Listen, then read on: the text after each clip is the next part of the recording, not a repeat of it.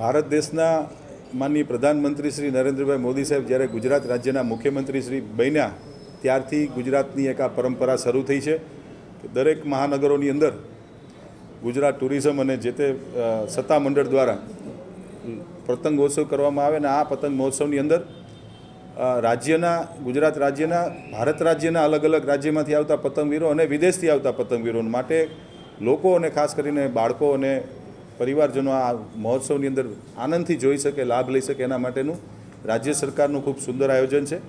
આ વખતે પણ 10મી તારીખે રેસકોર્સ ગ્રાઉન્ડની અંદર ભવ્યથી ભવ્ય પતંગ મહોત્સવનું આયોજન ગુજરાત ટુરિઝમ, રાજ્ય સરકાર અને રાજકોટ મહાનગરપાલિકા દ્વારા કરવામાં આવ્યું છે।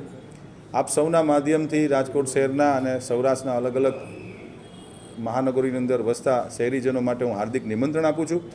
રેસકોર્સ ગ્રાઉન્ડની અંદર સવારે 9 વાગે આ પતંગ મહોત્સવ શરૂ થશે। આ મહોત્સવની અંદર 60થી વધુ અલગ અલગ દેશના પતંગવીરો કે જે રૂમ જેવડી પતંગ હોય, મકાન જેવડી પતંગ હોય અને જાડા આપણે દોરી વાપરતા હોય પણ આ તો જાડા દોરડા સાથે આકાશની અંદર પતંગ ઉડાડતા હોય છે। તો આ સૌ શહેરીજનો અને બાળકો, વડીલો, માતાઓ સૌ આ પતંગ મહોત્સવ જોવા આવે એવું રાજકોટ મહાનગરપાલિકાના ભારતીય જનતા પાર્ટીના શાસકો દ્વારા હું આમંત્રણ સૌને આપું છું।